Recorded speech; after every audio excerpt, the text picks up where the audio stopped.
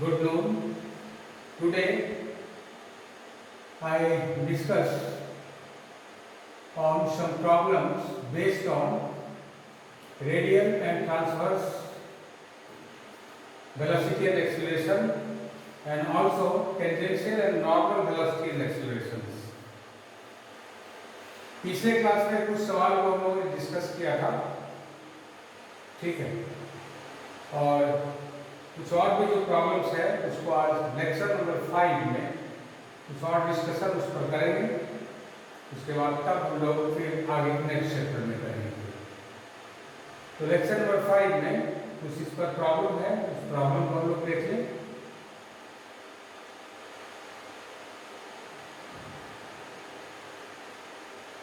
ये पहला पार्ट हम लेके चलेंगे, problem based on radial and transverse velocity and acceleration. तो जितना प्रॉब्लम हो गया था उसके आगे पहला ये प्रॉब्लम है, इफ द एंगुलर वेलोसिटी, इसको लिख लेंगे, if the angular velocity of a point moving in a plane curve be constant about a fixed origin then so that its transverse acceleration varies as the radial velocity. क्या दिया हुआ है? पहले सबसे पहला चीज है किसी सवाल को बनाने में, सवाल को पढ़िए, पढ़ने के बाद समझना है क्या कहना चाह रहा है और तब हम फार्मूला अप्लाई करेंगे। यानी जो बेसिक कंसेप्ट था रेडियल ट्रांसवर्स वेलोसिटी और एक्सेलरेशन का, उसके अनुसार से आगे बढ़ेंगे। और एक चीज और जानना चाहिए इसमें, ये जो d theta by d t equal to omega, ये चीज है एंगुलर वेलोसिटी। एंगुलर वेलोसिटी क्या होता है? एंगल चेंज होने का रेट, या कहेंगे जो टेंजेंट है, टेंजेंट के जो रेट होगा that D psi by d T, उसको भी हम लोग ओमेगा से डिनोट करेंगे। तो यहाँ पर देखिए क्या है, दिया हुआ है कि angular velocity of a point moving in a plane curve be constant. Angular velocity तो मान लेते हैं कि पार्टिकल जो कर्व पर पी टाइम में जो पोजीशन है, जो पोलर एंगल में सपोज कीजिए ये थीटा एंगल बना रहा है, तो p और q के बीच का then d theta by dt, यही हो गया rate of change of the angular distance, that is d theta by dt equal to omega and it is constant, दिया हुआ ओमेगा कांस्टेंट है, ठीक है। इसको हम एक नंबर मान लेंगे। तब करना क्या है हमको, देखिए फिक्स्ड ऑर्डिनेट से transverse acceleration varies at the radial velocity. तो पहले ये बताइए, अब देखिए अब क्या करना है, ये तो निकाल लिए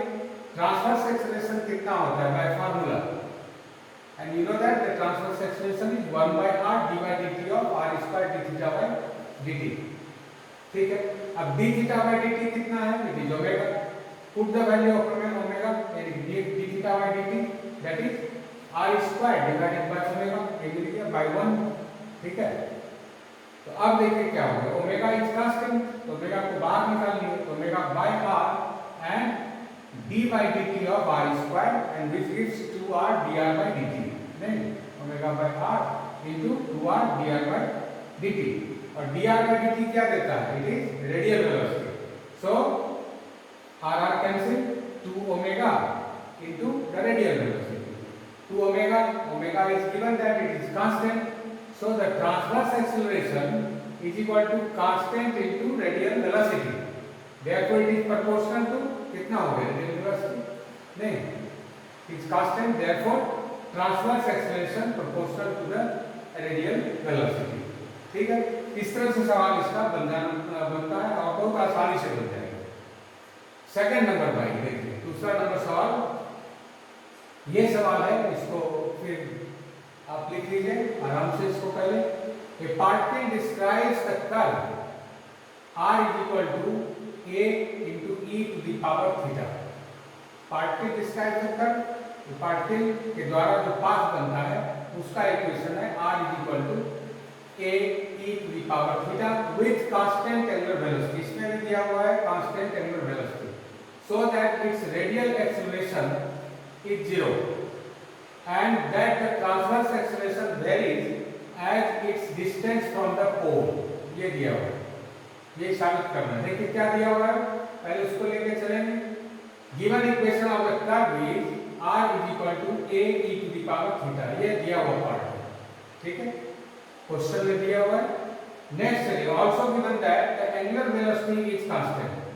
and suppose that angular velocity कितना, that is d theta by dt is equal to omega is equal to constant दिया हुआ है, इसको नंबर 2 मान लो। अब क्या करेंगे, differentiating with respect to theta sorry t, तब क्या मिलेगा, d2 theta by dt square as it is constant therefore it is 0। ठीक है, ओमेगा के कांस्टेंट होने के कारण इसका डिफरेंशिएशन अगर हम करेंगे तो of course double derivative it will 0। ठीक है, d theta d2 theta by dt square क्यों निकालना है, आगे हमको जरूरत पड़ेगा इसका फार्मूला में एस्टैब्लिश करने की। अब क्या करेंगे, एक नंबर को भी डिफरेंशिएट कीजिए, इसको r is equal to a e to the power theta को डिफरेंशिएशन लेंगे विद रिगार्ड टू t, तो dr by dt is equal to a e to the power theta and d theta by dt, नहीं ये dr by dt t के regard में a e to the power theta का e to the power theta फिर theta का t के respect में d theta by dt हो गया। और d थीटा by dt क्या है, it is angular velocity, this one is angular velocity, so it is omega, so you get and this by 1 r बराबर a into e to the power theta, so write r और इसके लिए हो गया omega, so dr by dt is equal to r omega. ठीक है, ये apply करके इस तरह से निकाल लेंगे, dr by dt होता है कितना, रेडियल वेलोसिटी। ठीक है, अब आइए differentiating it again with respect to t, यहां से मिल जाएगा d2r by dt स्क्वायर, नहीं तो d2r by dt स्क्वायर कितना, देखिए इसका डिफरेंशिएशन ओमेगा कांस्टेंट, यहां से हो जाएगा dr by dt into omega, dr by dt फिर से ओमेगा हो गया, नहीं omega into dr by dt, but dr by dt is equal to 4 number में हो गया omega r, so write again omega r, so you get omega square r, double derivative d2r by dt square is equal to omega square r हो गया। अब चलिए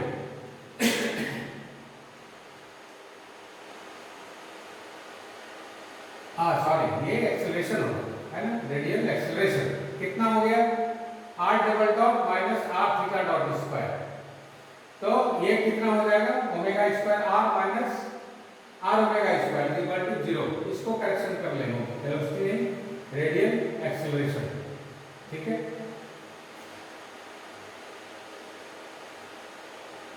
ठीक है ना, अच्छा उसके बाद आइए, तो इसको हम रख देंगे, ये निकल जाएगा दोनों का वैल्यू 0। सवाल में देखिए क्या निकालना है, सवाल में बोल रहा है so that radial acceleration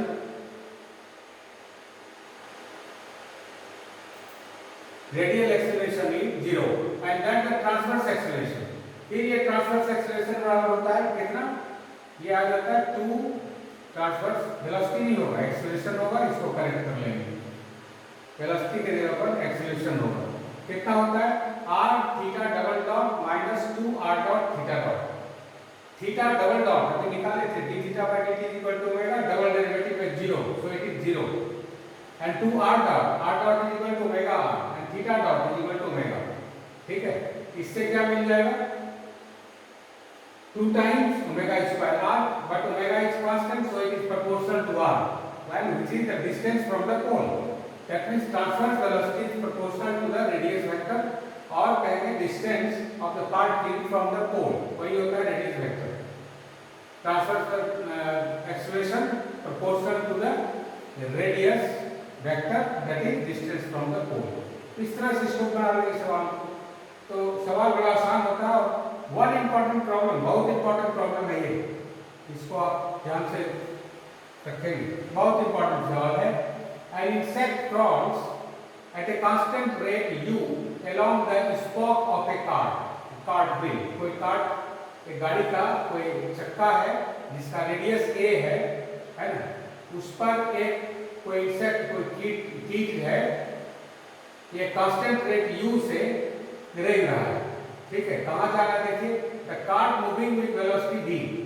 cart का वेलोसिटी v है, find the velocity along and perpendicular to the spot, ये निकालना है, वेलोसिटी निकालना है अलोंग एंड परपेंडिकुलर, अलोंग का मतलब क्या हो गया, रेडियस वेक्टर, परपेंडिकुलर का मतलब हो गया अलोंग का मतलब रेडियल वेलोसिटी, और ये हो गया ट्रांसवर्स वेलोसिटी, ये दोनों निकालना है। ये बहुत इंपॉर्टेंट सवाल है, ठीक है। अब देखिए इसके लिए क्या करेंगे, एज्यूम दैट ये हम ले लेते हैं, देखिए कार्टव्हील है, ठीक है। कार्टव्हील पर क्या पोजीशन देखिए क्या है यहाँ पर, समझ गए। कार्टव्हील है, इंसेक्ट का पोजीशन अभी हम लिए हैं P पर,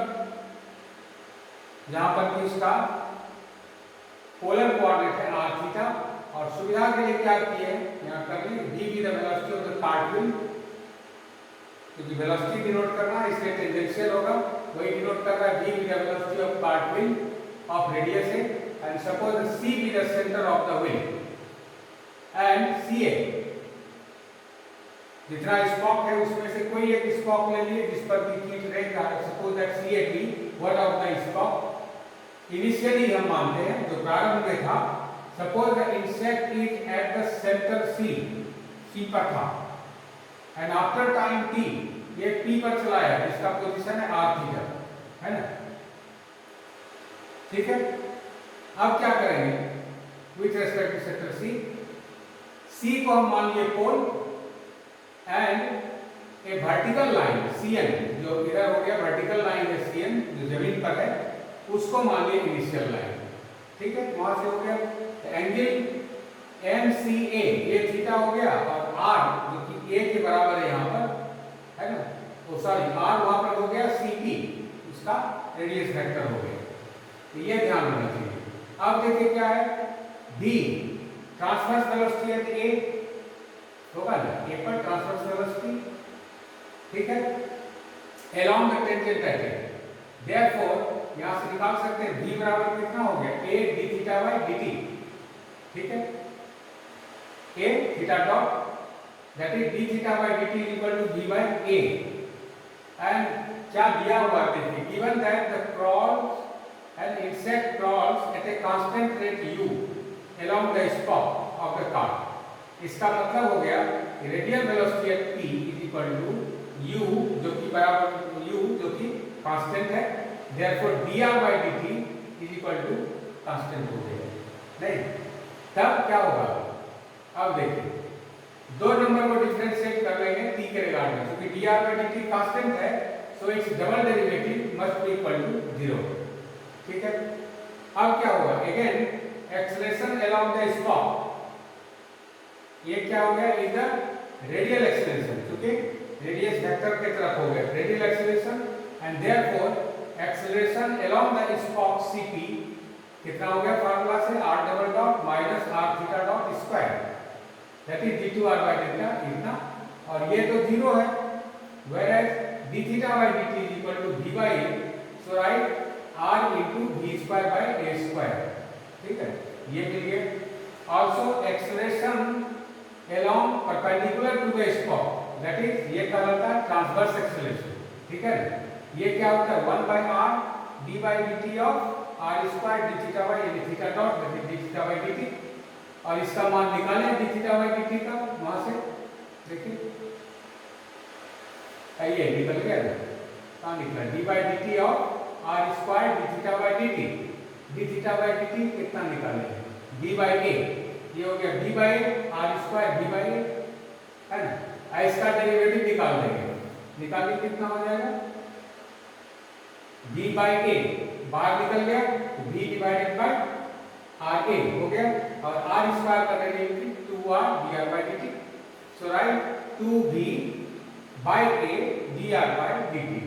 ठीक है, एंड dr by dt is equal to u, so write 2u by a, तो ये निकल गया ट्रांसवर्स एक्सेलरेशन, ठीक है। तो ये बड़ा आराम से बनता है इसका सवाल। नेक्स्ट हम लेते हैं problem based on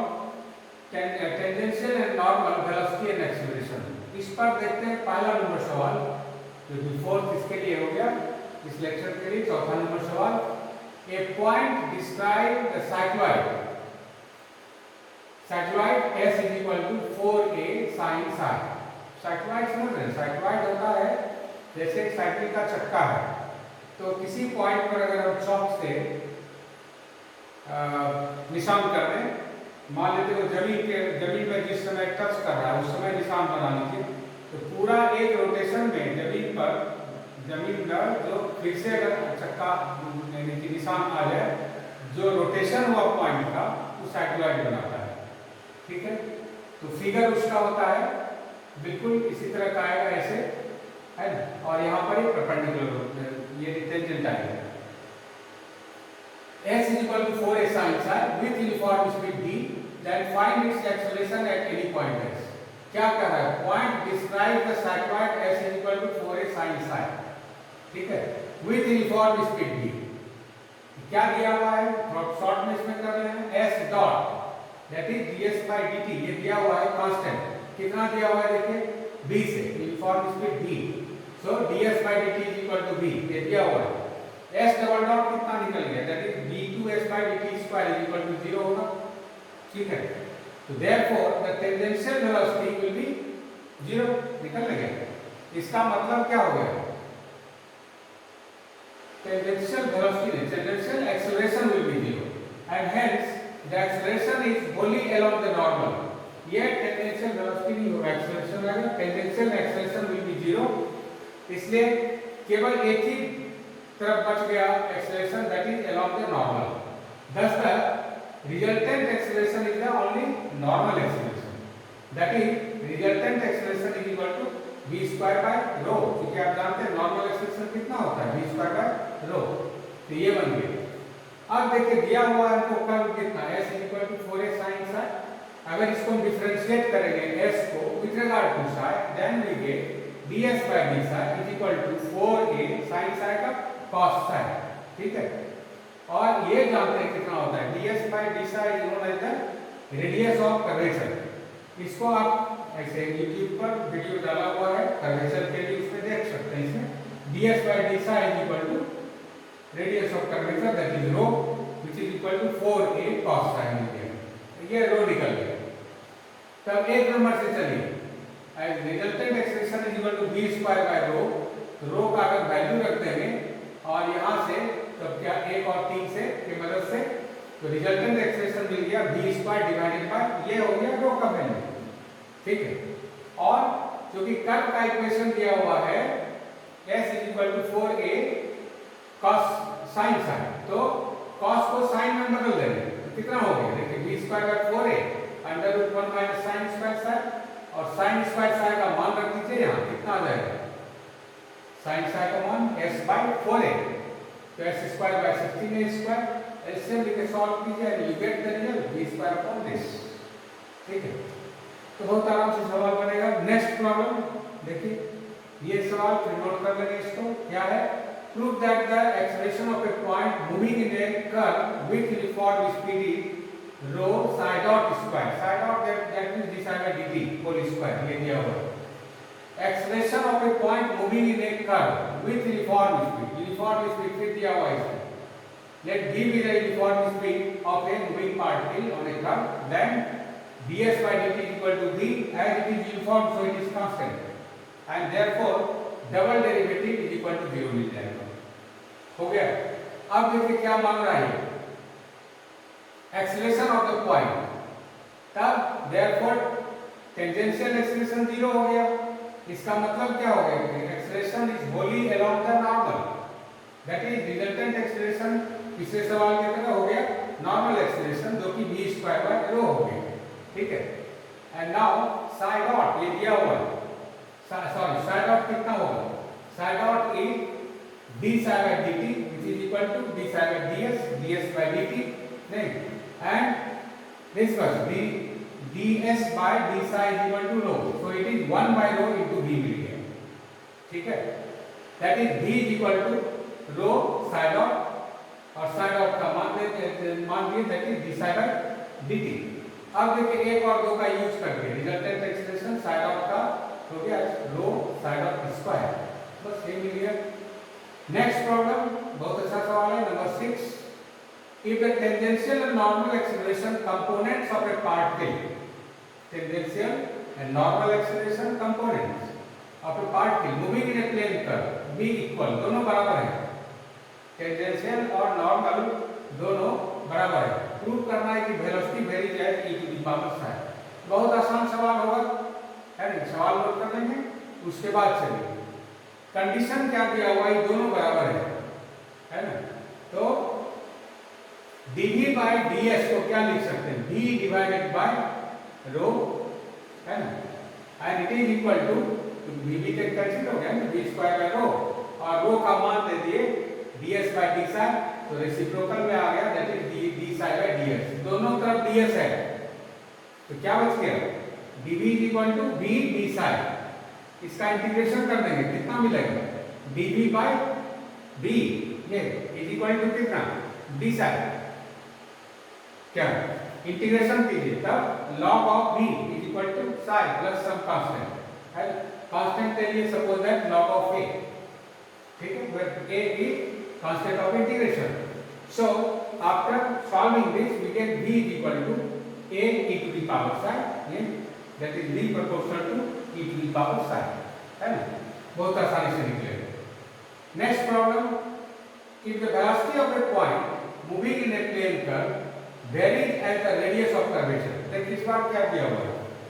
velocity of a point moving in a plane curve, plane curve में जो मूव कर रहा है उसका वेलोसिटी दिया हुआ है, it varies as the radius of curvature,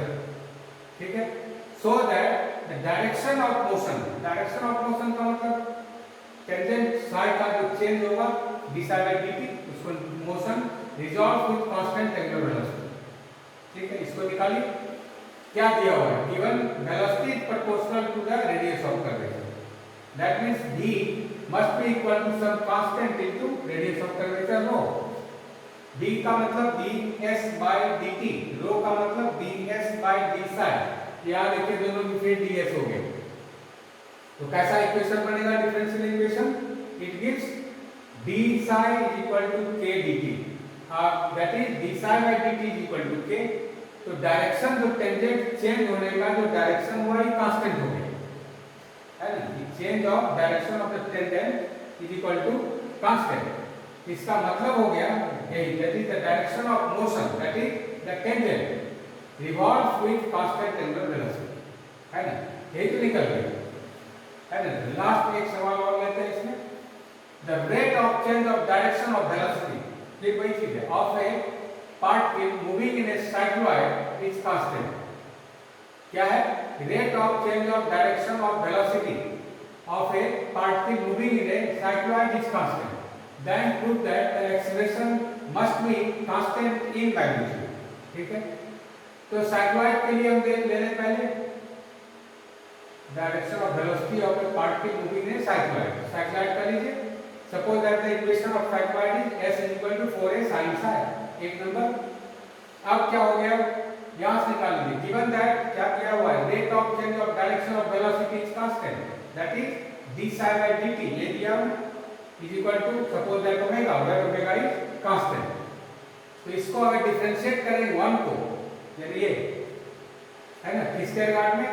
with respect to t, we get ds by dt is equal to 4a sin psi का cos psi, psi का d psi by dt, नहीं, but d psi by dt is equal to omega, so you get 4a omega cos psi, क्या ठीक है, ठीक है। Next आइए differentiating with regard to t, तब क्या मिला, फिर से डिफरेंशिएट कर दिए, डबल डेरिवेटिव में एक्सप्रेशन देगा d2s by dt square is equal to कितना, उसका डेरिवेटिव cos का कितना हो गया, माइनस ऑफ sin psi और psi का d psi by dt, that is minus 4a omega sin psi d psi by dt, है ना,